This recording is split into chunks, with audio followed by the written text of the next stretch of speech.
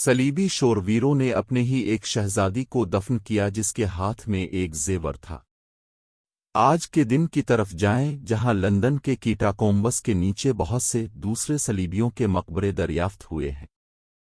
Doctor Henry jackal سرنگوں میں داخل ہوتے ہیں اور ایک خاص مقبرے کے پاس آروگفس کے ساتھ آتے ہیں جس سے وہ اس بات کا احساس کرتے ہیں کہ اس کا کیا مطلب ہے۔ جیکل شہزادی کی کہانی سناتی ہے۔ وہ ایک چالاک جنگجو تھی جو اپنے والد فرعون کی جانشینی کے لیے تیار تھی، یہاں تک کہ فرعون کی دوسری بیوی نے ایک لڑکے کو جنم دیا۔ یہ جانتے ہوئے کہ لڑکا فرعون کا نیا جانشین ہوگا، شہزادی نے موت کے دیوتا سیٹ کے ساتھ ایک معاہدہ کیا کہ وہ اپنی روح کو ایک تاریک طاقت کے عوض فروخت کرے۔ شہزادی نے فرعون، اس کی بیوی اور ان کے بچے کو قتل کر دیا۔ وہ ایک خاص خنجر کا استعمال کرتے ہوئے اپنے عاشق پر ایک رسم انجام دینے کی تیاری کرتی ہے جو سیٹ کو اس کی اپنی لاش دے گی، لیکن فرعون کے پجاریوں نے ان کو روک دیا اور اس کے عاشق کو قتل کر دیا۔ اسے زندہ ممی کیا گیا تھا اور اس کے سرکوفگس کو مصر سے لے جایا گیا تھا اور ایک قبر کے نیچے لے جایا گیا تھا جہاں وہ کبھی نہیں مل سکتی تھی۔ موجودہ دور میں عراق چلے جاتے ہیں۔ امریکی فوج کے سارجنٹ نیک مورٹن اور اس کے دوست کاپول کرسویل جاسوس سپاہی ہیں جو باغیوں کے زیر قبضہ ایک گاؤں کی طرف جا رہے ہیں۔ نک کچھ ایڈونچر کے لیے نیچے جانا چاہتا ہے جبکہ ویل اس کے سخت خلاف ہے۔ وہ بہرحال وہاں جاتے ہیں اور گولی مار دیتے ہیں۔ ویل نے باغیوں کو باہر نکالنے کے لیے فضائی حملے کا حکم دیا۔ جیسے ہی بم گرائے جاتے ہیں، زمین میں ایک سوراخ کھل جاتا ہے جو قریب قریب نیک اور ویل کو اپنی طرف کھینچ لیتے ہیں۔ انہوں نے احمدیت کا مقبرہ دریافت کیا۔ لڑکوں کا آلہ کرنل گرین وے ہیلی کاپٹر میں سائٹ پر آتا ہے اور دونوں کو بھاگنے اور باغیوں کا پیچھا کرتے ہوئے اپنا کام کرنے پر ملامت کرتا ہے۔ کچھ ہی لمحوں بعد جینی ہالسی نامی ایک ماہر آثار قدیمہ آتی ہے اور ایک ساتھ رات بانٹنے کے بعد نیک کو اس سے نقشہ چوری کرنے پر مارتا ہے۔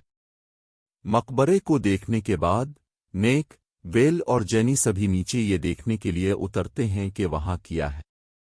جینی نے نوٹ کیا کہ دیکھنے والے کے مجسمے باہر کی بجائے اندر کی طرف ہیں اور خطرناک روحوں کو کمزور کرنے کے لیے مرکری میں ڈوبتے ہوئے سرکوفگس کو نیچے پکڑے ہوئے زنجیریں ہیں۔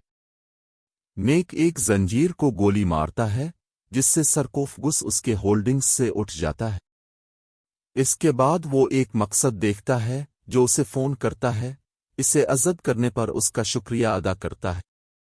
مکروہے کا ایک گروپ دیواروں سے نیچے رینگنا شروع کر دیتا ہے۔ ویل ان پر گولی چلاتا ہے لیکن وہ گردن میں کاٹ جاتا ہے، حالانکہ نیک کا دعویٰ ہے کہ وہ زہریلے نہیں ہے۔ وہ سطح پر واپس آتے ہیں اور سرکوفگس کو اوپر لاتے ہیں۔ ہر کوئی ہوائی جہاز میں جاتا ہے۔ وائل عجیب کام کرنا شروع کر دیتا ہے کیونکہ اس کی جلد بدنما ہو گئی ہے اور اس کی آنکھیں بے رنگ نظر آتی ہیں۔ وہ سرکوفگس کو اس کے ہولڈنگ سے آزاد کرنے کی کوشش کرتا ہے۔ گرین وے اسے روکنے کے لیے اس کے پاس پہنچا لیکن ویل نے اسے 2 بار وار کیا جس سے گرین وے ہلاک ہو گیا۔ وائل نیک اور دوسرے سپاہیوں کی طرف بڑھنا شروع کر دیتا ہے، نیک کو مجبور کرتا ہے کہ وہ ویل کو گولی مار کر ہلاک کر دے۔ نیک اور جینی کاکپٹ میں جاتے ہیں اور کووی کے پورے جھنڈ کو ونڈشیلڈ سے اڑتے اور گرتے ہوئے دیکھتے ہیں۔ پائلٹ مارے جاتے ہیں اور طیارہ گرنا شروع ہو جاتا ہے۔ نیک جینی کو پیراشوٹ دیتا ہے اور اسے کھینچتا ہے تاکہ وہ محفوظ طریقے سے باہر نکل سکے۔ اس کے بعد طیارہ تمام افراد کے ساتھ گر کر تباہ ہو جاتا ہے۔ نیک لندن کے ایک مردہ خانے میں باڈی بیگ سے اٹھا۔ اس کے پاس کھڑا ویل کا بھوت ہے جو اسے بتاتا ہے کہ وہ دونوں ملعون ہیں۔ جینی سے مرنے والوں کی لاشوں کی شناخت کے لیے کہا جاتا ہے لیکن نیک کو زندہ دیکھ کر حیران رہ جاتی ہے۔ جائے حادثہ پر امدادی کارکنوں کو شہزادی اور احمدیت کی لاش ملی۔ ایک آدمی اس کے پاس پہنچتا ہے اور اسے غیر محافظ پکڑ لیا جاتا ہے جب شہزادی ممی اپنے جسم کو دوبارہ تخلیق کرنے کے لیے اس کی اور اس کے ساتھی کی زندگی کو چوس لیتی ہے۔ اس کے بعد وہ انہیں دوبارہ زندہ لاشوں کے غلاموں میں تبدیل کرنے کے لیے اپنے اختیارات استعمال کرتی ہے۔ نیک اور جینی ایک پب میں ہے۔ وہ باتھ روم جاتا ہے اور دیکھتا ہے کہ وائل کا بھوت دوبارہ اس سے بات کرتا ہے۔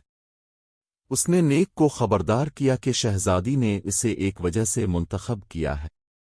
نیک پھر پب سے باہر بھاگتا ہے اور چوہوں کے ایک پورے غول کے ذریعے ایک گلی میں گھیر جاتا ہے۔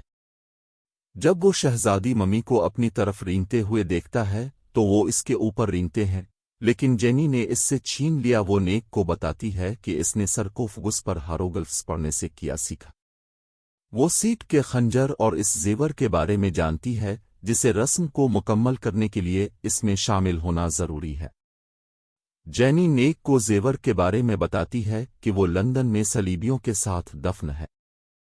نیک اور جینی صلیبیوں کے مقبروں پر جاتے ہیں اور وہ صلیبیوں کے تابوت سے زیور کو ننگا کرتے ہیں۔ جیسے ہی وہ جانے کی کوشش کرتے ہیں، وہ شہزادی ممی اور اس کے غیر مردہ غلاموں کے جال میں پھنس جاتے ہیں۔ نیک اور جینی ان سے لڑتے ہیں اور اس سے بچ جاتے ہیں۔ وہ ایک گاڑی میں جنگل کی طرف بھاگتی ہے اور شہزادی ممی اور انڈیڈ ان کا پیچھا کرتے ہیں۔ ایک غیر مردہ غولم ونڈشیلڈ سے ٹکرا جاتا ہے اور گاڑی کو الٹنے اور ایک پہاڑی سے نیچے گرنے کا سبب بنتا ہے۔ شہزادی ممی نک کو حاصل کرنے کی کوشش کرتی ہے، لیکن اسے ہک سے گولی مار کر نیچے لے جایا جاتا ہے۔ لوگوں کی ایک پوری ٹیم نیک اور جینی کو بچانے کے لیے دکھائی دیتی ہے۔ دونوں کو لندن کے نیچرل ہسٹری میوزیم کے نیچے واقع ایک سہولت پر ووڈی جیم لے جایا گیا ہے۔ جیسے ہی نیک حال میں سے گزر رہا ہے، اس نے متعدد نمونے دیکھے جن میں دانتوں والی کھوپڑی اور ایک کھجلی بازو شامل ہے۔ نیک جیکل سے ملتا ہے، جو یہ بتانا شروع کرتا ہے کہ وہ شہزادی ممی اور وہاں موجود برائی کی قوتوں کے بارے میں کیا جانتا ہے۔ ان کی سہولت تاریک قوتوں کو ننگا کرنے اور ان پر مشتمل ہے۔ شہزادی ممی کو زنجیروں میں جکڑ دیا گیا ہے اور اس کے جسم میں پارے کے ذریعے پمپ کیا جا رہا ہے۔ نیک اس کے پاس آتا ہے اور اسے اس رسم کے بارے میں بات کرتے ہوئے سنتا ہے جو اس نے اپنے عاشق پر انجام دینے کی کوشش کی تھی۔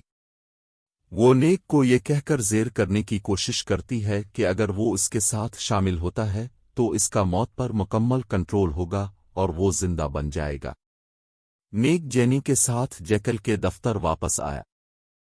ایسا لگتا ہے کہ جیکل ایک تبدیلی سے گزر رہا ہے اور اسے سیرم کا استعمال کرتے ہوئے روکنے کی کوشش کرتا ہے، لیکن نیک نے جوابات کا مطالبہ کرتے ہوئے سیرم کو پکڑ لیا۔ ایک ایجنٹ جینی کو باہر نکالتا ہے لیکن نیک کو اندر چھوڑ دیتا ہے۔ جیکیل پھر اپنی شیطانی تبدیلی میں بدل جاتا ہے۔ وہ اور نیک لڑتے ہیں، ہائیڈ کے ساتھ تقریباً جیت جاتا ہے جب تک کہ اسے سیرم کا انجیکشن نہیں لگ جاتا۔ شہزادی ممی نے ایک اونٹ مکڑی کو دوسرے ایجنٹ کے کان میں رینگنے کے لیے بلایا تاکہ وہ اسے اپنی گرفت سے آزاد کر دے۔ شہزادی ممی ڈھیلی ہے اور وہ خنجر اور زیور لے لیتی ہے۔ نیک اور جینی اس سہولت سے فرار ہو گئے جب شہزادی ممی نے شہر پر ریت کا طوفان شروع کر دیا۔ نیک اور جینی سرنگوں سے گزرتے ہیں جہاں ان کا سامنا احمدیت کے مزید غیر مردہ غلاموں سے ہوتا ہے۔ دونوں ان سے دوبارہ لڑتے ہیں، نیک کو کچلنے یا ان کے سر کو پھاڑ کر۔ ان کو ایک نے پانی میں دھکیل دیا لیکن وہ اسے تباہ کر دیتے ہیں۔ نیک اور جینی تیرتے ہیں لیکن شہزادی ممی جینی کو پکڑ کر پانی کے اندر گھسیٹتا ہے۔ نیک ان سے زیادہ لڑتا ہے اور جینی کو بچانے کی کوشش کرتا ہے لیکن وہ ڈوب جاتی ہے۔ نیک اپنے جسم کو پانی سے باہر نکالتا ہے اور اس کا سامنا احمدیت سے ہوتا ہے۔ وہ زیور کو توڑنے کی کوشش کرتا ہے جب تک کہ شہزادی ممی ایک بار پھر اسے اپنے ساتھ شامل ہونے پر راضی کرنے کی کوشش نہیں کرتا ہے۔ نیک نے خنجر کو اس طرح پکڑا جیسے اسے دینا ہے، لیکن وہ اس کے بجائے خود کو اس سے چھرا گھونپتا ہے۔ اب وہ سیٹ کے قبضے میں ہے۔ وہ شہزادی ممی سے لڑتا ہے اور اسے موت کا بوسہ دیتا ہے تاکہ اس کی زندگی کو لے سکے۔ اس کی پیٹھ کو ایک لاش میں تبدیل کر دیا۔ نیک پھر جینی کے پاس جاتا ہے اور اسے جگانے کے لیے چیخ چیخ کر اسے زندہ کرتا ہے۔ وہ پھر غائب ہو جاتا ہے۔ जेनी जैकल के साथ दोबारा मिल जाती है क्योंकि शहजादी ममी का जिस्म पारे से भरी हुई सरकोफगुस में वापस रखा जाता है। जेनी सोचती है कि अब नेक का क्या होगा कि वो तकनीकी तौर पर आज़ाद है। जीकील ने सोचा कि एक आज़ाद को शिकस्त देने में एक आज़ाद की ज़रूरत है, और ये कि नेक के लिए इस वक्त तक उम्मीद है जब तक कि वो अपनी इंसानियत का एक टुकड़ा बरकरार रखे। सहरा में कहीं नेक ने वाइल को दोबारा जिंदा कर दिया है। वो अपने घोड़ों को एक और मुहिम जोई पर चिल्लाते हैं जब रेत का तूफान उनका पीछा करता है।